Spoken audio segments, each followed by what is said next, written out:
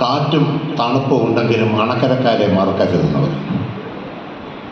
1994 ഈ പള്ളിയുടെ കൂദാശ നിർവഹിച്ചതിന് ശേഷം എനിക്ക് നൽകിയതായ യാത്രയപ്പിലെ അഭിനന്ദ തിരുമനസ്സുകൊണ്ട് അധ്യക്ഷത വഹിച്ചപ്പോൾ ഇവിടുത്തെ ഗായക സംഘത്തിലെ കൊച്ചു കുഞ്ഞുങ്ങൾ അവരൊക്കെ ഇന്ന് വലിയ ആളുകളായിട്ട് മാറി. അവർ പാടി കാറ്റും തണുപ്പും മഴയും ഉണ്ടെങ്കിലും അണക്കരക്കാരെ മറക്കരുത്. അത് തിരുമയുടെ മനസ്സിലുണ്ടായിരുന്നു. അഭിനന്ദ തിരുമനസ് കാര്യം ചെയ്യുന്നതിന് മുമ്പ് ഞാൻ റാന്നി അരമനയിൽ പോയി തിരുമേനെ കാണാനായിട്ട് ചെന്നപ്പോൾ എന്നെ കണ്ട മാത്രയിൽ ആദ്യം പറഞ്ഞു, കാറ്റും തണുപ്പുണ്ടെങ്കിലും അണക്കരെ മറക്കരുത്. ആ ഒരു സ്നേഹവും കരുതലും ഈ പ്രദേശത്ത് നിന്ന് ആവോളം അനുഭവിപ്പാനായിട്ട് ഇടയായി തീർന്നു. വൈകാരികമായ ഒരു ബന്ധം ഈ പ്രദേശത്ത് കാത്തു സൂക്ഷിക്കുവാനായിട്ട് സർവശക്തനായ ദൈവം ഇടയാക്കി തീർത്തു. 1991 വൈദിക ശുശ്രൂഷയിലേക്ക് പ്രവേശിച്ചപ്പോൾ അന്ന് മദ്രാസനാധ്യക്ഷനായിരുന്ന അഭിമന്യ സക്രിയാസ് മാർ തെയോഫിലോസ് തിരുമനസ്സുകൊണ്ട് ഈ അണക്കര ഇടവഴിയിലേക്ക് എന്നെ നിയോഗിച്ചു. അന്ന് അവികസിതമായ ഈ പ്രദേശം കുമളിയിലെ ശ്രീ ജോണച്ചനാണ് അന്ന് ഇടവഴിയുടെ ചാർജ് നിർവഹിക്കുന്നത്. അച്ഛൻ എന്നെ ഈ പ്രദേശത്തെ കൊണ്ടുവന്നാക്കി ഈ പഴയ പാസ്കയിൽ താമസിച്ചു. അന്നത്തെ ചുറ്റുപാടുകൾ താമസിക്കുവാൻ പര്യാപ്തമായ ഒരു ഭവനം, എന്നാൽ വലിയ ശക്തമായ കാറ്റ്, കോടമഞ്ഞ്, വലിയ തണുപ്പ്, ഇലക്ട്രിസിറ്റി ഇല്ല, മേഖലയിൽ അവർ 3 വർഷം ഇവിടെ താമസിച്ച് അവരെ കുടുംബജീവിതത്തിലേക്കൊക്കെ പ്രവേശിപ്പിച്ചിട്ടാണ് ഹൈറേഞ്ചുകാർ സാധാരണഗതിയിൽ യാത്ര അയക്കുന്നത്.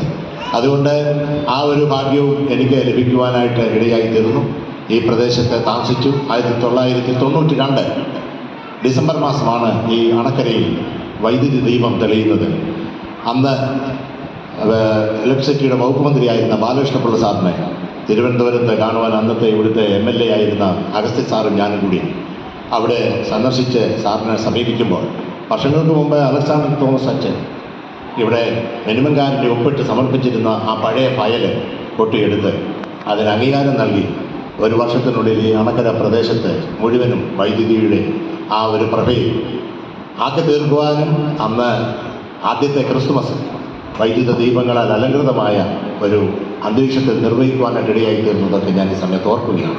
കാലാകാലങ്ങളിൽ ഇടവകയ്ക്ക് അനുഗ്രഹ ഇടക്കാലത്ത് 30 ഭവനങ്ങൾ ചക്കുവള്ളം ഇടവക രൂപീകരിക്കുന്ന പ്രത്യേക പശ്ചാത്തലത്തിൽ ദേവാലയത്തിന് ഒരല്പം നീളം കുറയ്ക്കണം.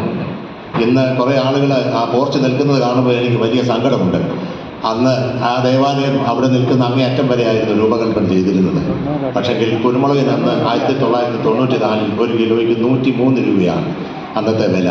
അതുകൊണ്ട് സാമ്പത്തികമായ പരിമിതികളും പരാധീനതകളും ഉള്ളതുകൊണ്ട് ഇതിൻ്റെ പണികൾ മുൻപോട്ട് കൊണ്ടുപോകാനായിട്ട് നിർവാഹമില്ലാത്ത സാഹചര്യത്തിൽ നീളം അല്പം കുറയ്ക്കേണ്ടി വന്നുവെങ്കിലും ഈ ദേവാലയം പണിയുവാനും കൂദാശ ചെയ്യുവാനും കൂദാശയുടെ സമയത്ത് 75,000 രൂപ കടമായിരുന്നു.